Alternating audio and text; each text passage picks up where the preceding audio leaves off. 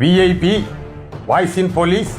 இது போலீஸ் பொதுமக்கள் நல்லுறவுக்கான குரல். அனைவருக்கும் வாய்ஸ் இன் போலீஸ் உங்கள் விஐபியின் வணக்கங்கள். இது இந்த சிறைத்துறையை சார்ந்தவர்களுக்கான ஒரு பதிவுப்பா. இது என்னென்னா, நேற்றைக்கு ஒரு செய்தி, கைதியை காவலர்கள் தாக்கிய சம்பவம், கூடலூர் கிளை சிறையில் டிஐஜி 8 மணி நேரம் விசாரணை, பரபரப்பாக காணப்பட்ட சிறை விசாரணை வளாகம் அப்படின்னு போட்டிருந்தாங்க.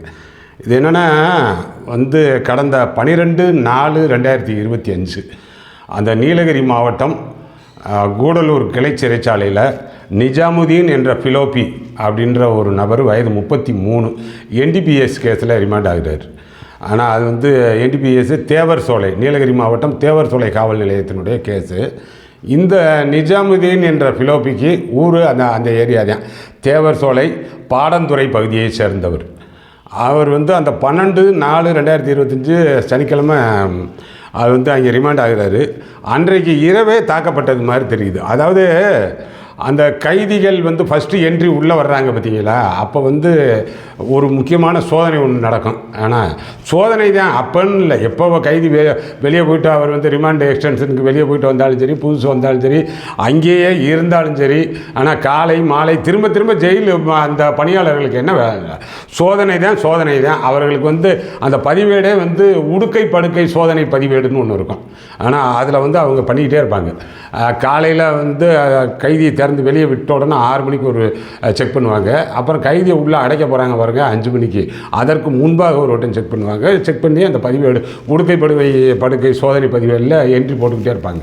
ஆனால் அதன் அடிப்படையில் சோதனை ஏற்பார். இந்த நிஜாமுதீன் என்டிபிஎஸ் கேஸ் அக்யூஸ்ட் அப்படின்னால அவர் ஏற்கனவே போகக்கூடிய அந்த ஆக்சஸ் இருந்திருக்கும். அதனால் கொஞ்சம் தெனாவட்டாக தான் இருப்பாங்கன்னு வைங்க. ஆனால் அன்றைக்கு அந்த பணியில் இருந்தவர்கள், அங்கே அசிஸ்டன்ட் ஜெயிலர் அவர் Gangadharan, direct batch, 2017 direct batch. அப்புறம் சீஃப் ஹெட் வார்டன் மலர்வண்ணன், அவர் 98 பேட்ச்சு. அவர் அசிஸ்டன்ட் ஜெயிலர் ப்ரமோஷனில் இருக்கிறார். பாவம், இன்னி என்னத்தை ப்ரமோஷன் வந்துச்சு. அப்புறம் அதர்ஸ் ஒரு 4 பேர் இருக்காங்க. ஆனால் இப்போ இந்த 6 பேரும் அந்த கைதியை இந்த சோதனைக்கு உட்படாமல் இருக்கிறதுக்காக, அது ஒன்று தான் காரணமாக இருக்கும். ஆனால் அதன் காரணத்தினால ரொம்ப கடுமையாக தாக்கியிருக்காங்க, கொடூரமாக தாக்கியிருக்காங்க. அது என்னமோ இந்த ரவுடி பயில வெளியில் ஒருத்தனுக்கு ஒருத்தன் கத்தி அருவாளை வச்சு வெட்டிக்கிட்டு வாங்கி பாருங்கள், அந்தளவுக்கு தாக்கியிருக்காங்க. இது இந்தளவுக்கு தாக்குவாங்களா? யோசிச்சு பாருங்கள். நீங்கள் எந்த அளவுக்கு தாக்குறதுக்கே உங்களுக்கு ரைட்டு கிடையாது. உங்கள்கிட்ட பிடிச்சி கொண்டு உள்ளே வச்சுட்டா தாக்குறதுக்கே ரைட்டு கிடையாது. சரி, அவன் சோதனைக்கு உடன்படலைன்னா என்ன செய்யலாம்? சோதனைக்கு உடன்படலை அப்படின்னா அதை ரிப்போர்ட் எழுதலாம், உயர் அதிகாரிகள் கவனத்துக்கு கொண்டு போகணும். உடனடியாக உயர் அதிகாரிகள் கவனத்துக்கு கொண்டு போகணும்.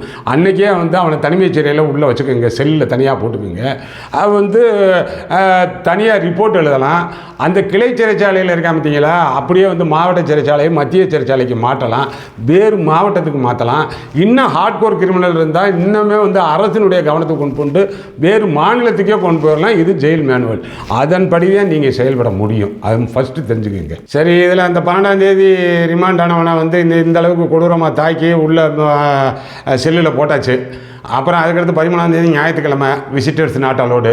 அப்புறம் அதுக்கடுத்து 14ஆம் தேதியா இல்லை அன்றைக்கும் விடுமுறை நாள் தான், அன்றைக்கா இல்லை 15ஆம் தேதியான்னு தெரியல. அவங்க மனைவி பார்த்துருக்காங்க. அந்த காயம் ரொம்ப கொடூரமான காயமாக இருந்திருக்கு. அவங்க மொபைல் இல்லாத படம் எடுத்திருக்காங்க. மொபைல் எப்படி உள்ளே வந்துச்சுன்னு தெரியல, மொபைல் இல்லாத படம் எடுத்திருக்காங்க. அப்புறம் அவங்க உறவினர் படம் எடுத்திருக்காங்க. அதுக்கடுத்து அப்படியே 15, 16 நீலகிரி மாவட்ட எஸ்பி, நீலகிரி மாவட்ட கலெக்டரு எல்லாத்தையும் போய் பார்க்குறாங்க. இந்த படத்தோடு இப்படி காமிச்சா யாருக்குமே எப்படி இருக்கும்? அவ்வளவு கொடூரமான தாக்குதல்ன்றது பார்த்த உடனே தெரியுதுல்ல. உடனடியாக நீலகிரி ஜேஎம்முக்கு கலெக்டர் உத்தரவு போடுறாரு, உடனே ஜெயில் விசிட் பண்ணுங்கன்னு. நீலகிரி ஜேஎம்மு அந்த நீலகிரி தாசில்தாரோடு போய் பார்க்குறாரு. காயம் பிசிக்கலாக பார்க்க காயம் உண்மைன்னு அறிக்கை கொடுக்குறாரு. அப்படியே தானே அந்த அசிஸ்டன்ட் ஜெயிலர் கங்காதரன், அந்த Malarvannan, chief head warden Malarvannan and others 4 பேர், 6 பேர் இமீடியட்டாக சஸ்பெண்ட் ஆகுறாங்க. அப்புறம் 17ஆம் தேதி கோயம்புத்தூர் ரேஞ்சு பிரிசன் டிஐஜி அவங்க மேடம் ஜெயபாரதி மேடம் அவங்க விசிட் பண்ணுறாங்க. இப்போ ரிப்போர்ட் எல்லாம் போட்டாச்சு. இப்போ இந்த 6 பேர் இப்போ சஸ்பென்ஷனில் இருக்காங்க. இப்போ இந்த நிலையில் உங்கள் பிரிசன் டிஜிபி திரு மகேஸ்வர் தயாள் ஐபிஎஸ் அவங்க எவ்வளோ கடுமையான நடவடிக்கை எடுப்பாங்கன்னு உங்களுக்கே தெரியும், நான் சொல்ல வேண்டியதில்லை. அதனால் அதெல்லாம் சொல்ல மாட்டேன். இதெல்லாம் கேஸ் ஆயிருமியா, எஃப்ஐஆர் ஆயிரும். ஆனால் இந்த டைரக்டு அந்த அப்பாயின்மெண்ட் இருக்குது பாருங்க, டைரக்ட் எஸ்ஐயாக இருக்கட்டும், ஆனால் ஈவன் டைரக்ட் டிஎஸ்பியாக கூட இருக்கட்டும், ஆனால் டைரக்ட் அசிஸ்டன்ட் ஜெயிலராக இருக்கட்டும், அது கூட உடன் பணிபுரியக்கூடிய அந்த சீனியர்ஸ், அந்த அனுபவம் வாய்ந்தவர்கள் கொஞ்சம் சொல்லுங்கள், எடுத்து சொல்லுங்கள். கேட்கலைன்னா நீங்கள் உங்களை தற்காத்துக் கொள்வதற்கான இதை பார்த்துக்குங்க. இந்த மாதிரி செய்கிறாருன்னு சொல்லி உயர் அதிகாரிக்கு நீங்களே தகவல் சொல்லி விட்டுறணும். அதுதான் இதில் சிக்கல். ஆனால் இந்த கங்காதரனால் தான் வந்த வேணாம் என்ன இல்லைன்னா இந்த இவன் ஏற்கனவே வரப்போகத்தாங்க இருப்பேன். இது ஒன்றும் பெரிய மேட்டர் இல்லை. சோதனைக்கு ஒத்துழைக்கலைன்னா தனியாக வந்து நீங்கள் இண்டிவிஜுவல் செல்லில் போட்டலாம், உயர் அதிகாரிக்கு ரிப்போர்ட் கொடுத்துடலாம், அதுக்கடுத்து ஏதோ ஒரு நடவடிக்கை பார்த்துடலாம், ஜெயில் மேனுவல் படியான நடவடிக்கையை பார்த்துட்டு போயிடலாம். இது பார்த்துக்குங்கப்பா, நான் வந்து அந்த சிறைத்துறை நண்பர்களுக்கு ஏற்கனவே பழைய பதிவுகளே சொன்னேன். ஆனால் மற்ற காவல்துறை பணி கூட கொஞ்சம் கடுமையானது தான். இது கடுமையானது மட்டுமல்ல, கொடுமையானது அப்படின்னு சொல்லி அது மீண்டும் உறுதிப்படுத்தப்படுற மாதிரியான தகவல் அதுக்கு அடுத்தே எனக்கு வந்தது. கொஞ்சம் வேதனைக்குரியது தான். இருந்தாலும் உங்களை வந்து ஒரு அலர்ட்னஸுக்காக, ஒரு அவேர்னஸுக்காக இதை நான் பதிவு செய்யணும் போல் இருந்துச்சு. ஏன்னா கைதி நீங்கள் பார்க்குறதுக்கு தான் அவன் அக்யூஸ்டு, தப்பு பண்ணினவன் கைதி அப்படின்னு சொல்லி பார்ப்பீங்க.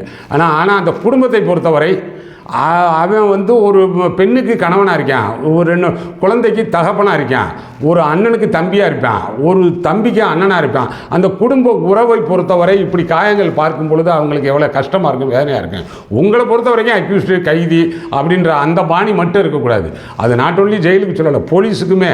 எவனே தூக்கிட்டு வந்தோம்னா சரி மொத்துனீங்கன்னா என்னவா அப்படி. அதனால் இந்த அடி அப்படின்ற வேலையை ஜெயிலில் போலீஸே திரும்ப தவிர்த்துருங்கன்னு சொல்லிக்கிட்டு இருக்கேன். போலீஸ் ரிமாண்ட் பண்ண ஆளை கொண்டு வந்து நீங்கள் இந்த அளவுக்கு அடிச்சிங்கன்னா இவனை எப்படிங்க ஆஸ்பத்திரிக்கு கூட எந்த அடிப்படையில் எங்கே கொண்டு போவீங்க? பாலமாக பொழந்து கிடக்கு, எப்படி கொண்டு போவீங்க? எதை வச்சு தான் அடிக்கிறீங்க? ஆனால் அதனால் இதெல்லாம் பார்த்துக்குங்க. வந்து தவிர்க்கப்படணும்.